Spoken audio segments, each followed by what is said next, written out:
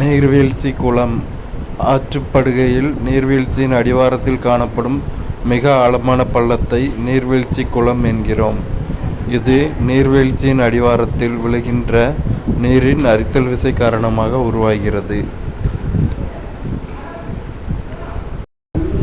செங்குத்து பள்ளத்தாக்கு கேன்யான் மலையிடுக்குகளின் தொடர்ச்சியே செங்குத்து பள்ளத்தாக்குகளாகும். செங்குத்து பள்ளத்தாக்குகள் மிக ஆழமான, குறுகிய ஆனால் நீண்ட பள்ளத்தாக்குகளாகும். பள்ளத்தாக்கின் சரிவானது பாறைகளின் தன்மையை பொறுத்து அமைகிறது.